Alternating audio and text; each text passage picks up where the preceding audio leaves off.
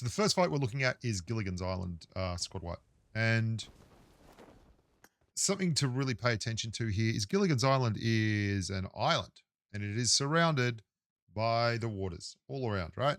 So that means if you are on an island and you're in the middle, everyone on the island is around you. So what you want to be doing is working the edges. Now, if you can't be up here in this nice safe space, which I like to call a safe space, the rooftop, then you want to work the very edges. Now, grab yourself a gun and then you get behind this little barrier because that gives you really good quick peek cover. And you can go down and up depending on what's required.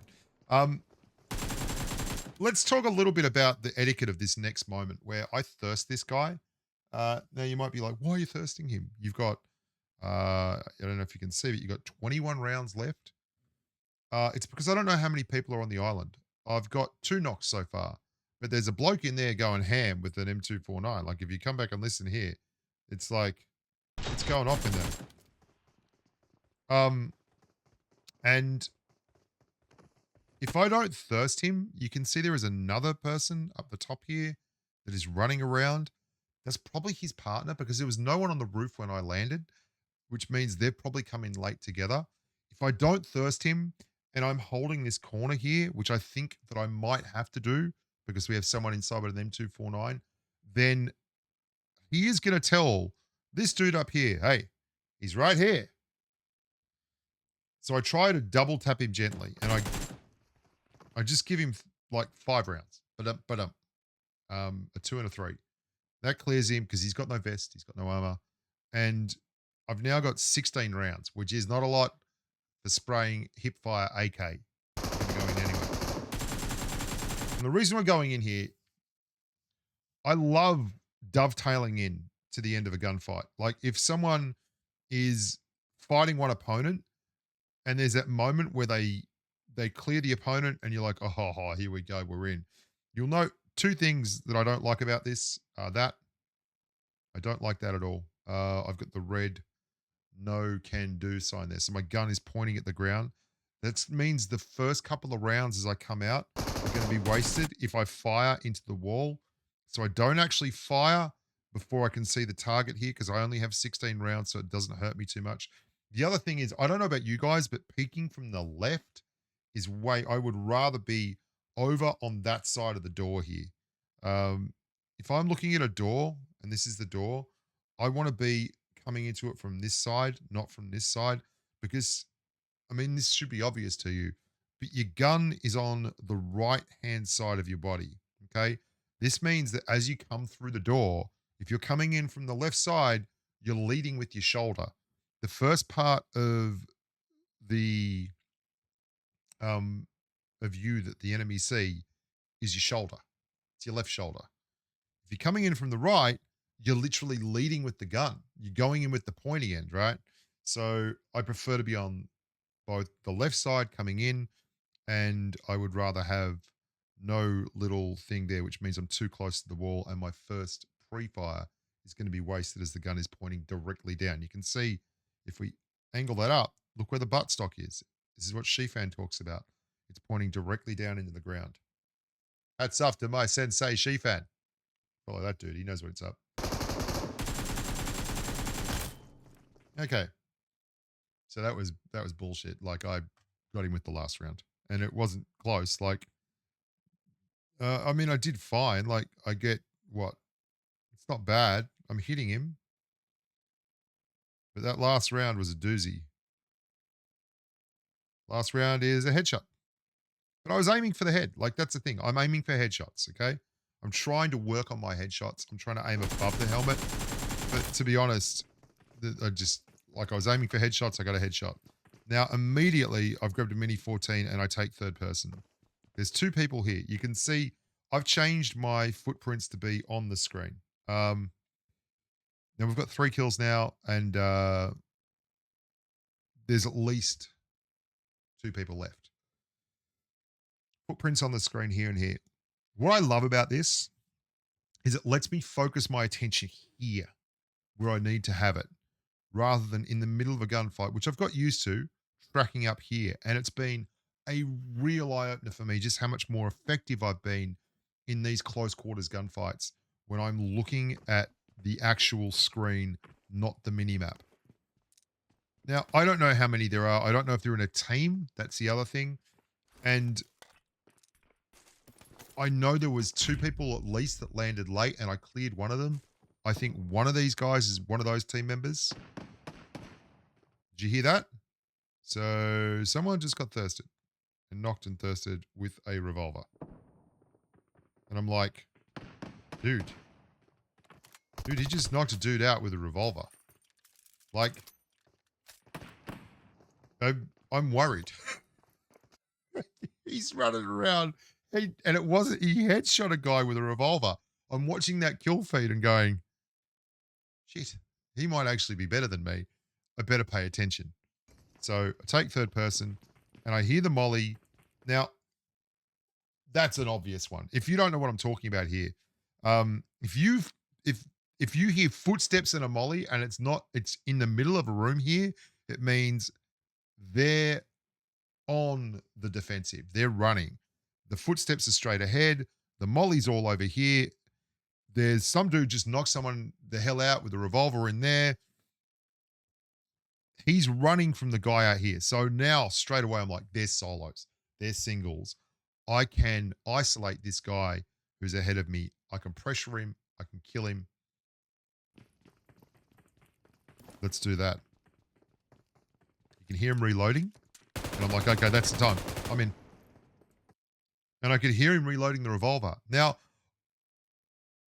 if you listen, you can hear it. So I know both. One, it's the dude who was outside with the revolver. He's run away. He's obviously dropped late. He's found nothing on the roof because I've already taken the AK. He's jumped off. And you're constructing these things in your mind as you're going. And this is how you got to be thinking when you're doing these hot drops. Because I know it sounds like just be a better gunfighter.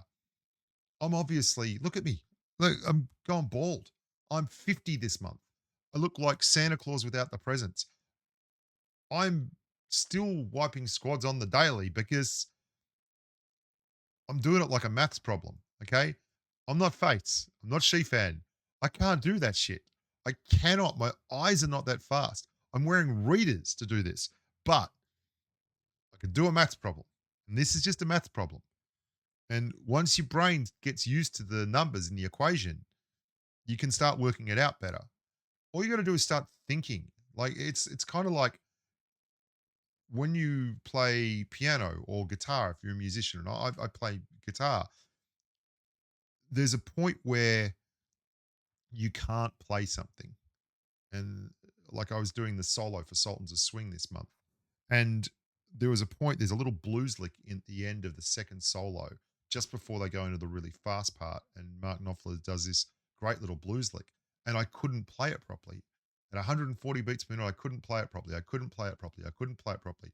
I couldn't play it properly for the first 1,000 times. And then I couldn't not play it properly. And that's where you want your headspace to be, where you can just relax, you can just do it, and your brain stops functioning. And you got to keep dropping hot to do that. Do it in unranked. It doesn't have to be ranked.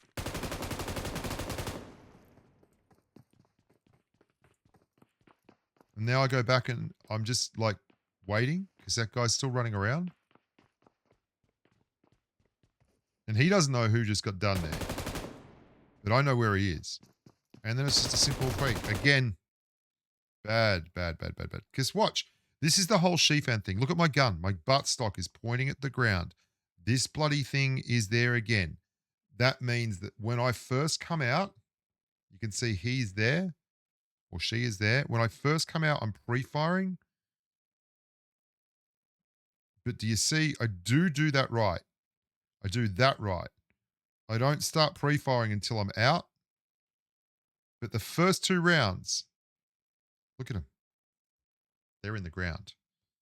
The first 2 rounds are in the ground. Right there. Behind the Mini 14 model. The first 2 rounds are in the ground. Because I'm too close to the wall. Now, you can see by my joystick, I'm coming out correctly.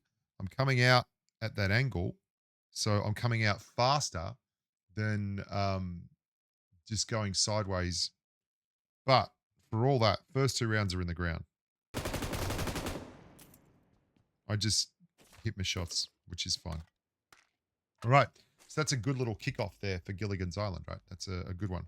Now I'm going to show you a really interesting gunfight for me, because this is there's actually 3 of us here, I think. This is me, me, Steve, and Faz, and this is some guys from the Lunar Clan, right?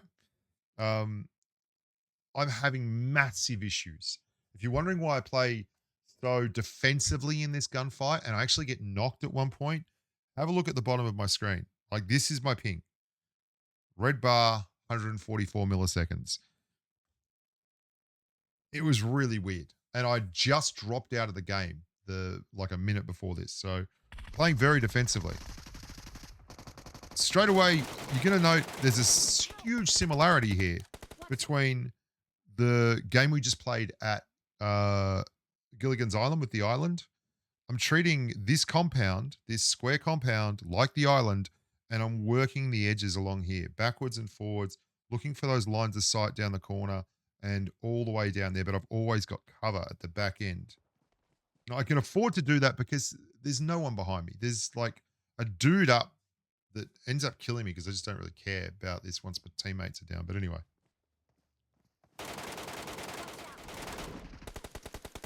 Now, I didn't mean to thirst there. I didn't mean to thirst because the Lunar Clan are pretty cool people and they're lovely.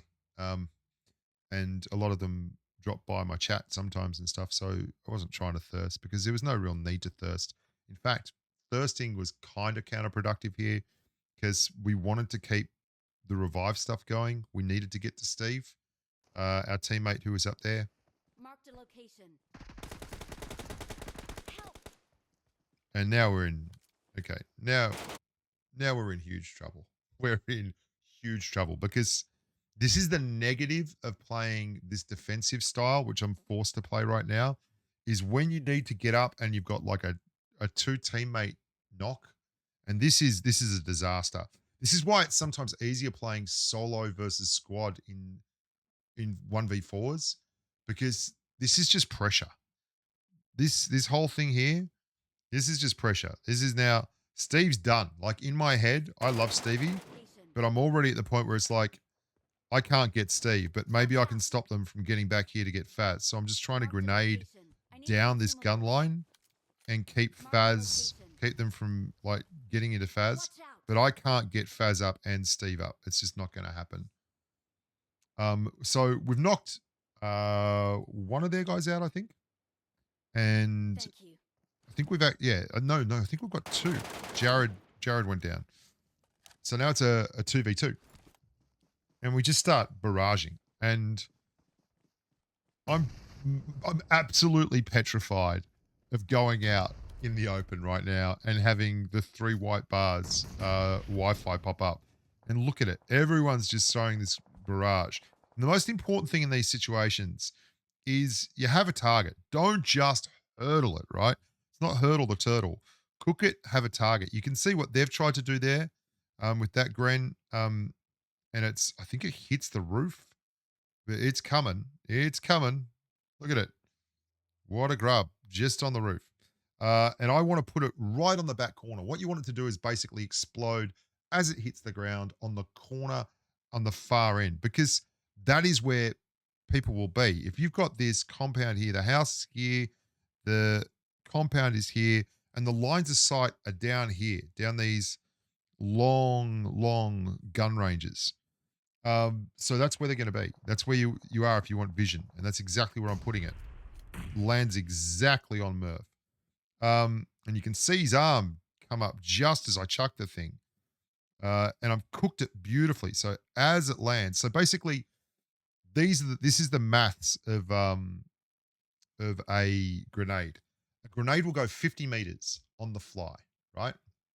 If you want it to go 50 meters and explode as it hits, you launch it at about 5 seconds, 4 seconds, 5 seconds. It's going to, like, as you run in, you release, you explode. It's about 4 seconds.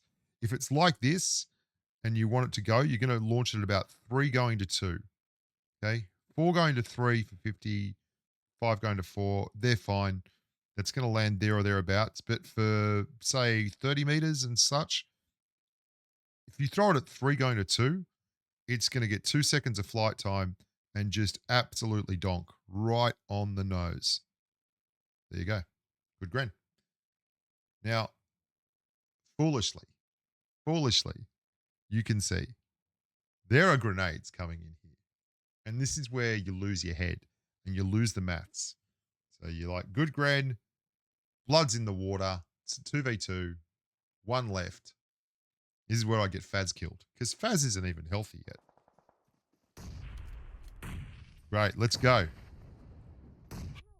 Okay.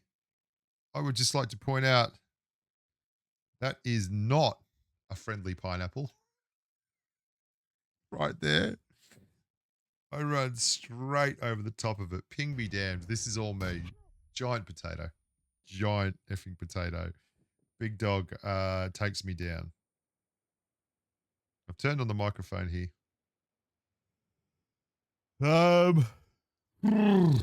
Tough gig. Thank you. Now they're thirsting.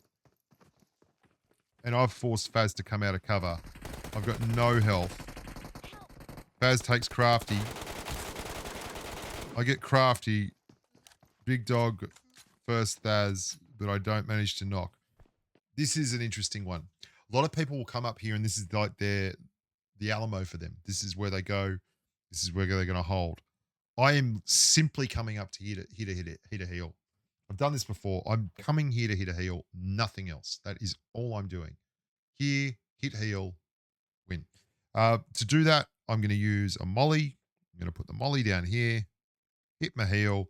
As soon as that molly's gone, I'm coming down, right?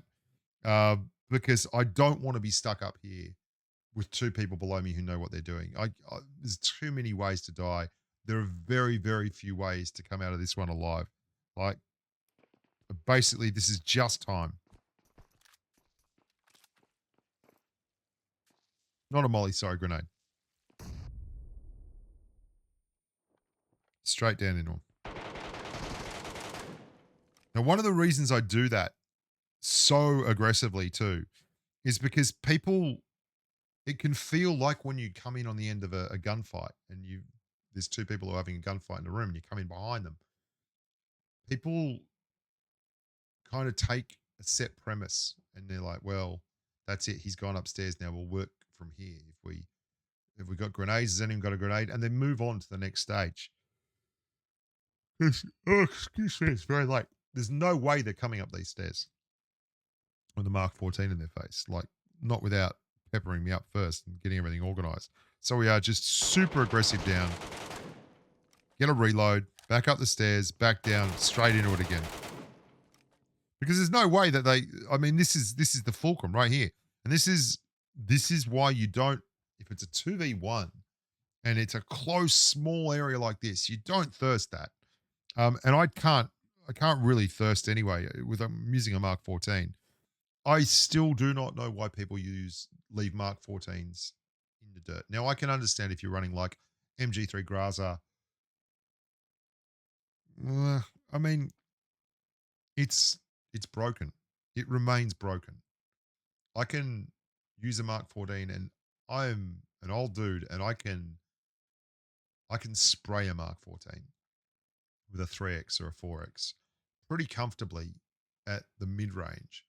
And that's important. Like, you're spraying at the same kind of range with the same kind of bullet speed as you use a Scar L4, but it's got 60 damage instead of 40. It's a big deal.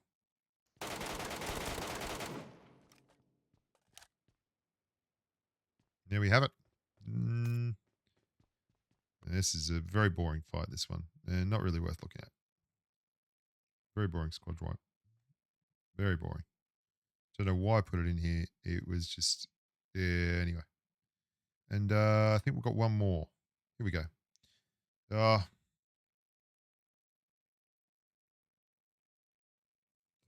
I'm going to show you the end of this one. This is for a chicken dinner. The chicken dinner. All right, so there's me 3 of them and that bloke. And they'd already knocked 1. So when I killed that guy, it was a 1v3. 2 things here that are very, very important. 1, I am inside the circle. Only one of their team members is inside the circle. 2, and this is really, really important.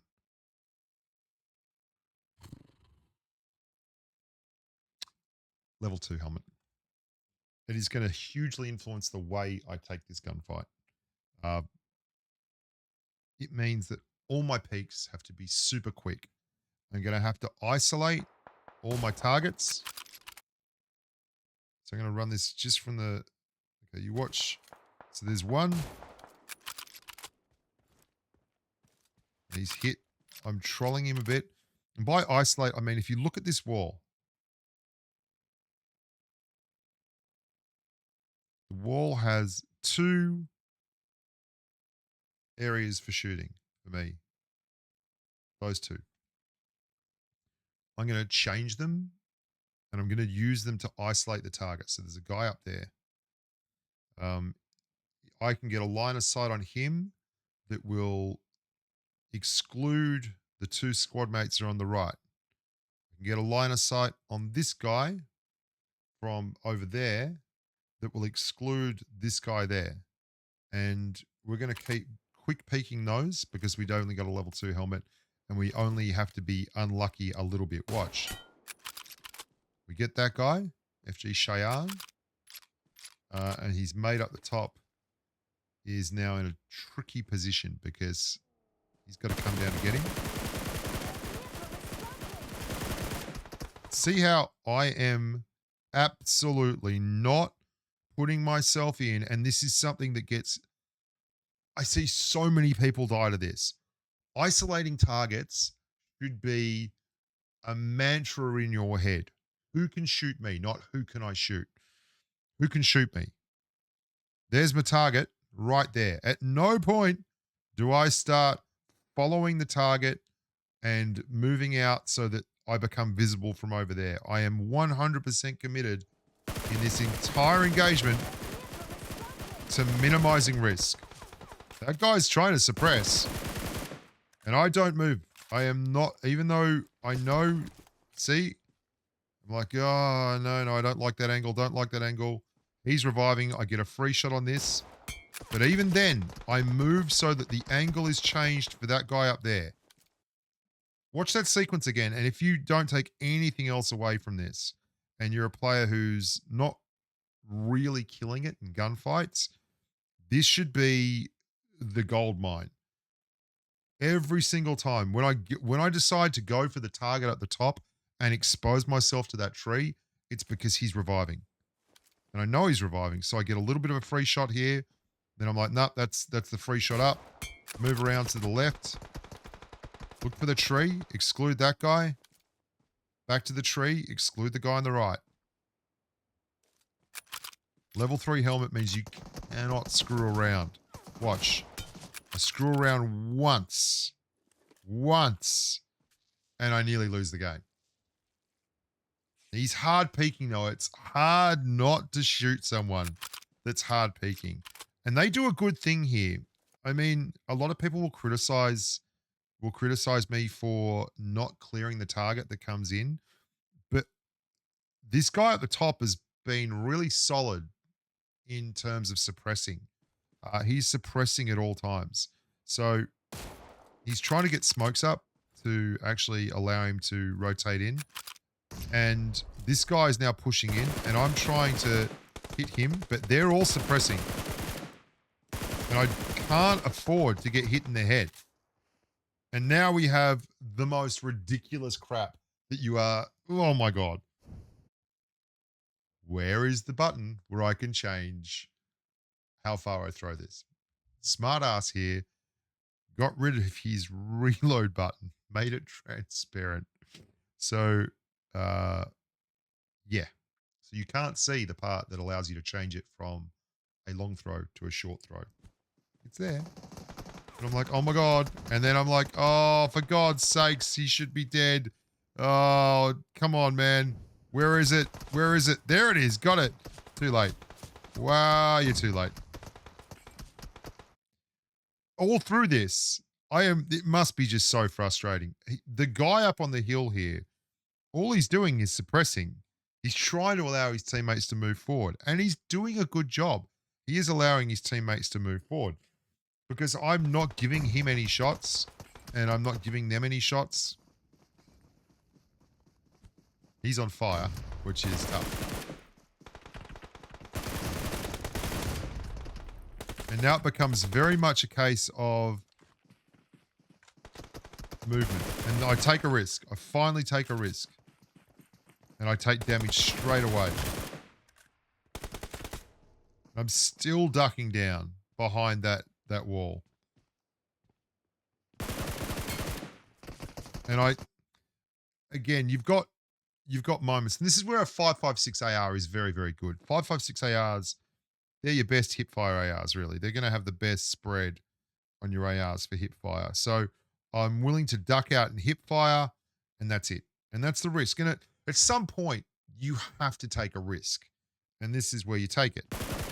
When the game's on the line, that's where you take it because you've turned it into a 1v1. Now, I'm going to thirst the guy on my left. I'm going to thirst him because I don't want him telling them what's going on. And he's saying, like, you're safe, you can revive. He's at the end. And I'm like, no, dude, no. And I feel bad for that guy. He's made so many good decisions. He's worked really hard for his team. He's been suppressing the whole time, which basically allowed them to get the other guy up. But he shouldn't have gone for that revive. There's times where you just got to go win it. And that was his time to go win it. As soon as I'd killed this guy here on the left, he lost his eyes. He didn't know where I was. He didn't know what I was doing. He didn't know if I was coming. He didn't know anything. And then I just got the win. I hope you enjoyed that little foray into gunfighting, CQC. I don't know what we'll call this, but it'll be a video about CQC and squad wiping. Anyway, lots more of these. If you like them, got a lot of squad wipes in the last couple of days, so look me up. I'll give you a hand. Look after yourselves. Oh, you also had the room key. Huzzah! Supply warehouse. Until next time, stay safe in the battlefield. And then you know what I do? I'm like, I wonder where I wonder where this supply key's from. And I spend like a few seconds just looking around the map. Is there any supply warehouses there? I wonder where they came from. What did they like? What kind of food did they eat? Did they use bronze or steel? We are number 1. Broken.